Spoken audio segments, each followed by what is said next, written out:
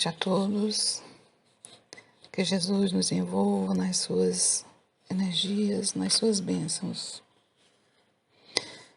Hoje nós vamos refletir um pouco sobre o Sermão da Montanha, de uma maneira bem sucinta, porque cada uma das bem-aventuranças daria um seminário, mas vamos tentar resumir.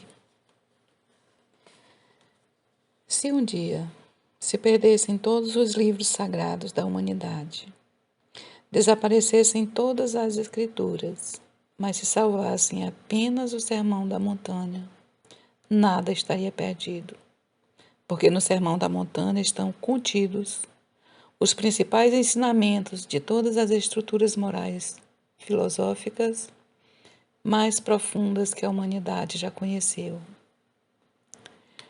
Essa frase foi pronunciada por um não cristão, Mahatma Gandhi. Mesmo não sendo cristão, parece que ele compreendeu muito mais a profundeza do Sermão da Montanha do que nós, os cristãos. E diz o Dr. Sérgio Lopes que a moral do Evangelho está contida no Sermão da Montanha. E ele diz que em cada bem-aventurança se destaca uma virtude que nós precisamos desenvolver. Cada bem-aventurança destaca uma virtude que nós precisamos desenvolver.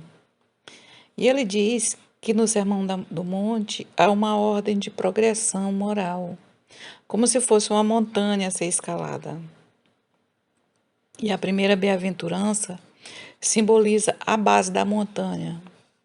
E a última bem-aventurança seria o topo, seria a culminância dessa montanha moral que nós precisamos escalar. Mas é importante ter em mente que as bem-aventuranças não se desenvolvem de forma linear. Elas se desenvolvem simultaneamente. Mas é importante que nós entendamos a lógica desse projeto de desenvolvimento moral. Então, a primeira bem-aventurança diz que bem-aventurados os pobres de espírito, porque deles é o reino dos céus. Bem-aventurados os pobres de espírito, porque deles é o reino dos céus. Disse Jesus, iniciando o Sermão da Montanha. E a palavra pobreza nos remete a quê? Quando falamos em pobreza, qual a ideia que vem? Ela está relacionada a quê?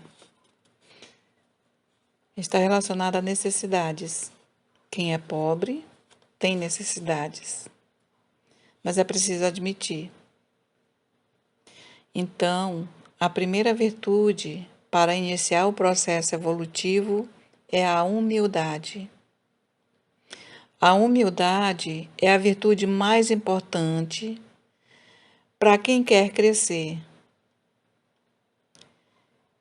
E diz o Dr. Sérgio Lopes que somente os humildes se tratam, porque os humildes buscam ajuda. Só os humildes se tratam porque eles admitem que precisam de tratamento. Eles buscam ajuda porque eles admitem que sozinhos não dão conta. É preciso ser humilde para dizer, eu preciso aprender, porque eu não sei tudo. É preciso muita humildade para dizer, eu preciso me conhecer. Conhecer o que tenho de bom e o que eu tenho ainda de negativo. Jesus colocou a humildade espiritual como a virtude básica para iniciarmos a nossa escalada da montanha do progresso. Sem a humildade, não sairemos do lugar. E a humildade, na visão do Dr. Sérgio Lopes, é a virtude da nossa humanidade. É a virtude que nos liga à terra, que nos torna iguais. E ele diz que sem a humildade, nenhuma das outras virtudes pode se desenvolver. Porque somente uma pessoa humilde se propõe a conhecer coisas novas.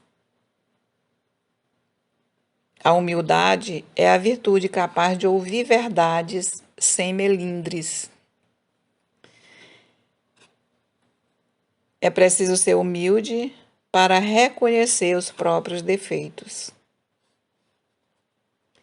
É a humildade que nos permite olhar para dentro de nós mesmos e reconhecer as nossas falhas, os nossos defeitos, as virtudes que precisamos adquirir.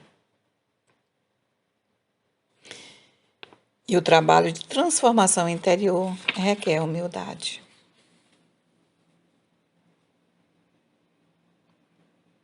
Bem-aventurados os que choram, porque serão consolados. E aí nós nos perguntamos: será que nós nascemos para sofrer? Já que Jesus diz que bem-aventurados são os que choram. Quem chora está sofrendo. E diz o Dr. Sérgio Lopes que nós fomos criados para a felicidade. Quando Jesus diz que o reino dos céus está dentro de nós, ele não está falando de um evento futuro, ele fala no presente. Nós temos condição de desenvolver o reino dos céus que está dentro de nós, desde já, desde agora. O reino do céu não é para depois da morte, é para agora. Agora que nós temos que ter em mente que qualquer falha de caráter interdita a nossa entrada nos mundos venturosos. Quem afirma isso é Rodolfo Caligares, no livro Sermão do Monte. E diz o Dr. Sérgio Lopes que a aflição, que a dor, que o sofrimento não é uma virtude. Porque o sofrimento não muda as pessoas. O sofrimento não nos torna melhores. O sofrimento mexe com as pessoas, mexe com cada um de nós. Mas é a própria pessoa que decide o que vai fazer com o sofrimento. A aflição é apenas uma ferramenta. E a virtude que se destaca nas aflições é a resignação. É a capacidade de lidar com as dificuldades. E nesse ponto aqui, nós precisamos entender a diferença entre dor e sofrimento. Porque o que nós decidimos fazer com a dor é que vai gerar o sofrimento ou não. Porque a dor, dizem os estudiosos dos evangelhos, que a dor é inevitável, o sofrimento é opcional. Ou seja, o que é que eu vou fazer com a dor que bate à minha porta? E o Dr. Sérgio Lopes dá um exemplo bem prático entre da diferença entre a dor e o sofrimento. E ele disse que quando estava fazendo residência médica, ele foi fazer numa cidade portuária. E lá ele disse que era recorrente os trabalhadores chegarem com o dedo cortado. E quase sempre era preciso amputar o dedo. e geralmente o dedo polegar. E ele um dia ficou encabulado com aquilo e procurou o seu preceptor. E o preceptor falou para ele que a recorrência daquilo era os próprios trabalhadores que se deixavam acidentar para amputar o dedo e assim aposentarem-se. Eles passavam pela dor, mas não gerava sofrimento, porque o objetivo deles era levar vantagem. E aí ele compara com um pianista que perde o dedo e nunca mais vai poder tocar, ou vai ser preciso um treino longo e árduo para adquirir as mesmas habilidades. Então, aí ele faz a diferença. A perda do dedo do portuário é a mesma dor da perda do dedo do pianista. Só que um vem o prazer depois e o outro vem o sofrimento de perder a habilidade de fazer o que ele gosta. Então, a dor não muda o caráter das pessoas. Ela é uma ferramenta. E ele diz que o nosso caráter e a nossa personalidade vão se moldando à medida que nós vamos aprendendo a lidar com as dificuldades. Quem não desenvolve a resignação não consegue suportar os percalços da vida e geralmente procura alívio imediato nas coisas exteriores, ou seja, nos vícios, né? Nas drogas lícitas ou ilícitas, nos divertimentos desvairados, nas compras e qualquer subterfúgio exterior. A resignação é a virtude que nos faz aceitar a dificuldade e buscar transformá-la em matéria-prima para o nosso crescimento moral, para o nosso crescimento espiritual. E ele diz que as pessoas que não passam por momentos difíceis permanecem infantis, permanecem frágeis, e que as aflições existem para desenvolver a resignação, que é a capacidade que vai desenvolver a resiliência. E somente compreende o sofrimento alheio aquele que passou pelo mesmo sofrimento. E as aflições têm uma função muito importante na nossa vida, de nos tornar semelhantes, nos aproximar uns dos outros, nos transformar em pessoas afetivas, em pessoas humanas, em pessoas que se importam com os outros. Bem-aventurados os mansos, porque herdarão a terra. Quando é que nós nos tornamos mansos? Nós só nos tornamos mansos quando desenvolvemos a humildade e a resignação. Ou seja, não há como adquirir mansuetude sem antes adquirir a humildade e a resignação. É todo um trabalho. E os orgulhosos, diz o Dr. Sérgio Lopes, que estão sempre ansiosos. Eles têm uma ansiedade muito grande de provar que são melhores, que são muito bons, que são competentes. Os humildes não. Os humildes e os resignados não precisam provar o que são. Eles são, apenas são. Então eles se tranquilizam. Eles já reconheceram as suas necessidades, reconheceram os seus potenciais. Eles já conquistaram a resignação, né? E ele diz que a virtude, que a mansuetude é a virtude dos humildes e dos resignados. A mansuetude é a base da saúde física e mental. As pessoas mansas brigam menos quando brigam, né?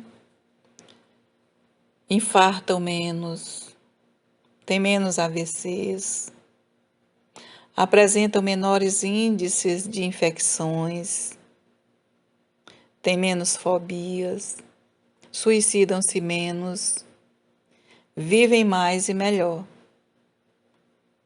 As pessoas revoltadas, elas são mais infelizes. Aqueles que não levam desaforo para casa, que não têm sangue de barata, tendem a morrer mais cedo. Essa é a visão do Dr. Sérgio Lopes. E quando Jesus diz, bem-aventurados os mansos, ele está falando de medicina, de psiquiatria, de psicologia moderna. Diz o Dr. Sérgio Lopes que as bem-aventuranças é um tratado de psicologia moderna. Bem-aventurados os mansos, porque eles possuirão a terra. E muita gente duvida dessa afirmativa. Mas a ciência já provou, já demonstrou que quem permanece no ecossistema não são os mais fortes, são os mais competentes, são os mais aptos, são aqueles que têm condições de se adaptar à ecologia do planeta. Se permanecessem os seres mais brutos, os mais violentos, nós não estaríamos aqui hoje. A Terra seria habitada pelos dinossauros. Assim como os dinossauros desapareceram naquela época, os dinossauros humanos também desaparecerão. Os dinossauros das famílias, os dinossauros do trânsito, os dinossauros da política, os dinossauros dos movimentos religiosos, esses não sobreviverão. Eles não possuirão a terra. Diz o Rodolfo Caligares, no livro Sermão do Monte, que a partir do 3º milênio passarão a encarnar na Terra apenas as almas que hajam demonstrado firmeza no bem. E aí, nós estaremos numa nova era, numa era de paz, de felicidade. E aí nós nos conscientizaremos da promessa do Cristo, que os mansos possuirão a terra. Bem-aventurados os que têm fome e sede de justiça, porque serão saciados. E a fome aqui não é só de comida. A sede não é só de bebida. É também fome e sede de justiça. Fome e sede de espiritualidade. E aqui Jesus está falando de fé, na visão do Dr. Sérgio Lopes. A fé indica o meio da montanha. É quando nós nos abrimos para além de nós, para a nossa transcendência.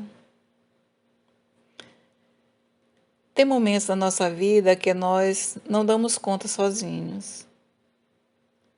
Às vezes, principalmente na época que nós vivemos, está muito presente.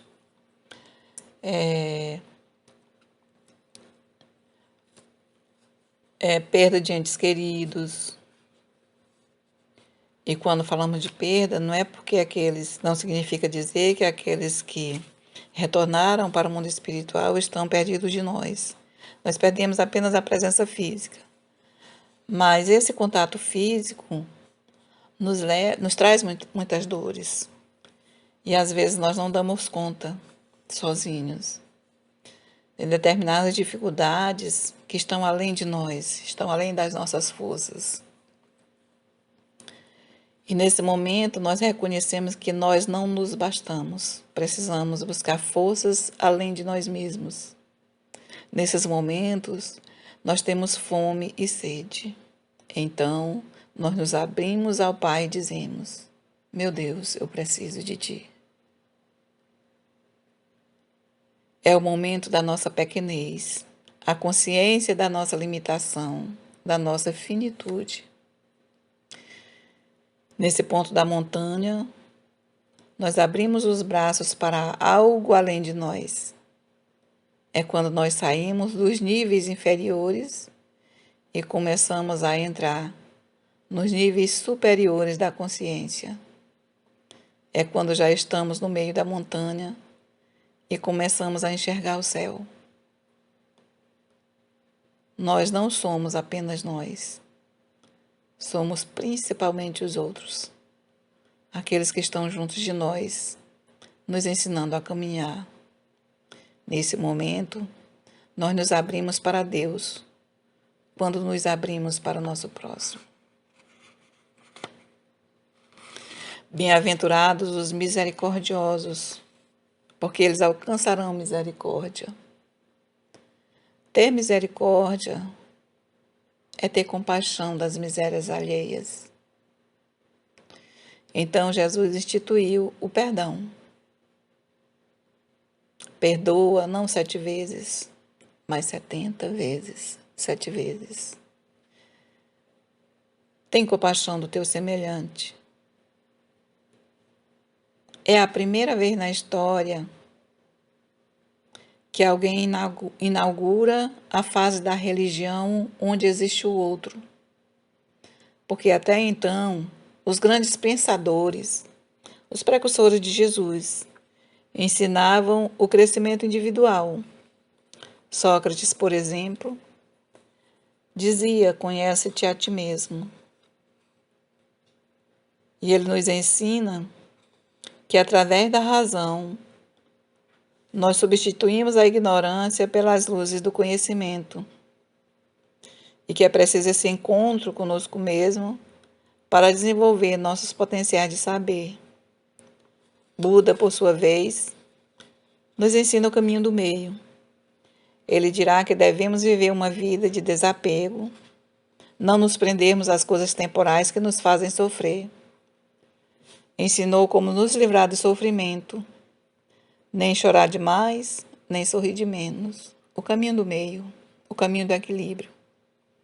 É como a flor de lótus. Ela nasce no meio da água, cresce e vive, mas ela não se molha. Ela não se afunda na água. Então, enquanto esses grandes pensadores nos ensinam a trabalhar o interior, nos ensinam a meditar e esvaziar a mente, Jesus nos traz algo a mais, a compaixão pelos outros. E o Dr. Sérgio Lopes diz que a compaixão é a mais bela e a maior das virtudes humanas. E ele diz que não basta ficar só meditando, não basta ficar só se conhecendo, é preciso se envolver com o outro. A nossa competência só é testada quando nós estamos misturados uns com os outros.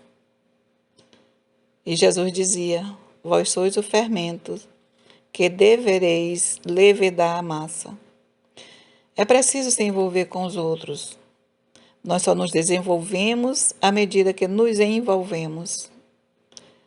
Nós devemos estar no meio dos outros, no coletivo.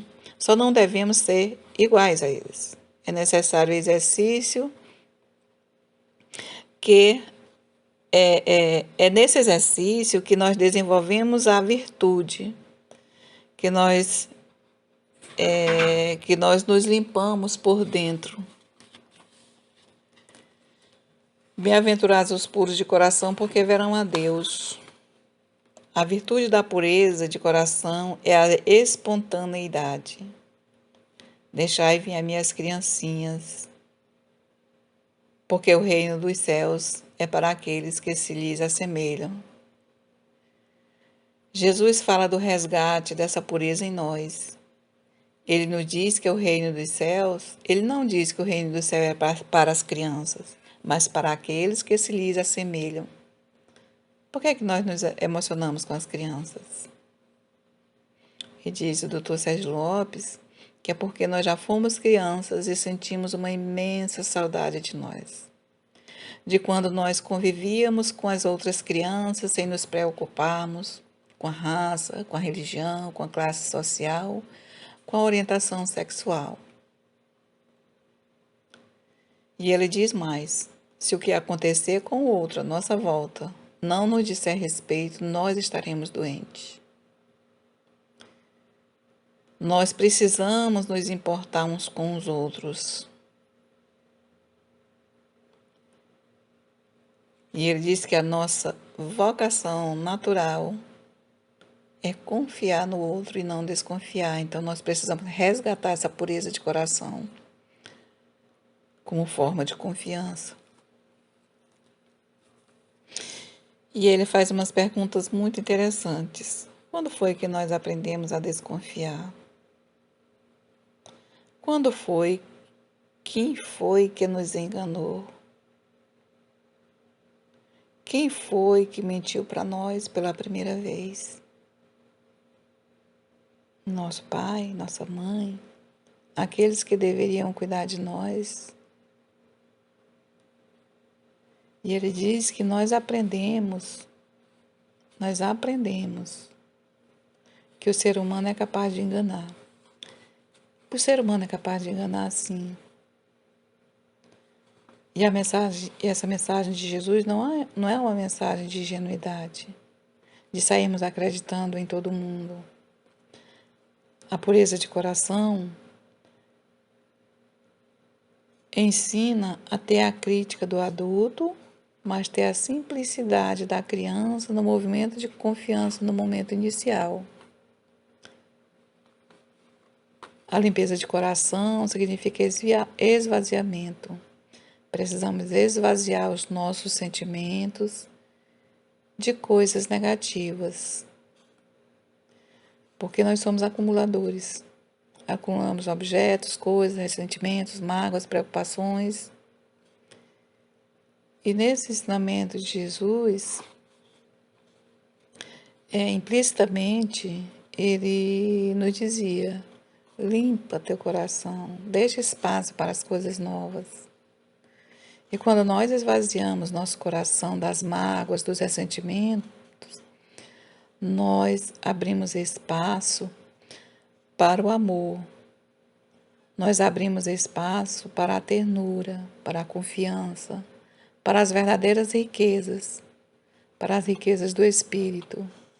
Então nos tornamos mais felizes, nós ficamos mais saudáveis, nós ficamos mais comunicativos, nós ficamos mais abertos ao mundo, nós ficamos definitivamente pessoas melhores. Bem-aventurados os pacificadores, porque serão chamados filhos de Deus. Qual é a virtude do pacificador? O pacificador é o promotor da paz. Quem promove a paz é o altruísta. A virtude do pacificador é o altruísmo. É aquele que produz a paz em torno de si mesmo, começando pelo próprio pensamento. Disse Jesus: eu vos dou a minha paz. Mas existe um paradoxo aí quando Jesus diz: eu vos dou a minha paz. E depois ele diz: eu não vim trazer a paz, mas a espada. Espada significa luta. Luta externa? Não. Luta interior. A espada corta. A espada corta o egoísmo, a vaidade, o orgulho, a ambição, a prepotência. Portanto, ele não veio trazer a paz todas as vezes que nós usamos a espada, nós entramos em conflito. Toda vez que cortamos um desses vícios, entramos em abstinência. Se conseguirmos superar a crise da abstinência, conquistaríamos a paz interior. Nós só conseguiríamos paz ao nosso redor a partir do momento que nós nos pacificamos por dentro. A paz do mundo começa em mim, já dizia Nando Cordel. Deus nos deu a espada para com ela construirmos a paz. E aqui nós chegamos quase ao topo da montanha. Então dirá Jesus: bem-aventurados os que são perseguidos por amor à justiça, porque deles é o reino dos céus. Os que são perseguidos por amor à justiça são aqueles que já possuem boa dose de humildade, de resignação, ou estão construindo através da fé, da misericórdia, da limpeza de coração, do altruísmo. E quando chega nesse ponto, não consegue mais ficar dentro de casa. Não dá para ficar os finais de semana assistindo TV, fazendo a mesma coisa. São aqueles que desenvolvem a caridade. E aqui, estamos no topo da montanha. Estamos no exercício da caridade, do amor incondicional. Lembramos aquela passagem do Evangelho quando Jesus diz: tive fome e me deste de comer. Tive sede e me deste de beber. Estive nu e me vestiste. Estive na prisão e foste me ver. E Jesus finaliza dizendo que todas as vezes que fizermos isso a um desses pequenos, é a Ele que estamos fazendo. Quando nós agimos na caridade, Jesus está lá. Caridade não é só dar esmola, roupa. A caridade mais importante é a caridade de nós. A caridade que sai de nós. A caridade é benfazeja. A caridade é paciente. A caridade é branda. Não é invejosa. Não é temerária. Não é precipitada. A caridade é cheia de virtude. É cheia de humildade. Cheia de altruísmo e de fé. Diz o Evangelho segundo o Espiritismo. Nós nos perguntamos quando vamos nos encontrar com Jesus e achamos que é só quando desencarnarmos. O encontro com Jesus se dá todas as vezes que, no anonimato, agimos na direção daqueles que são os deserdados da sorte, daqueles que são o alvo da sua obra, daqueles para os quais Jesus veio pregar o sermão da montanha. Essa caridade é a que pede mais de nós, que sejamos além de nós. Nós dissemos que a mais bela das virtudes humanas é a compaixão. E por que não é a caridade? Porque a caridade vai além da humanidade. Quando nós fazemos a caridade, nós somos mais que nós mesmos. Não somos apenas nós. Toda vez que nós agimos na direção do nosso irmão de forma despretensiosa, já não somos nós. É o Cristo que vive em nós. Que Jesus nos abençoe.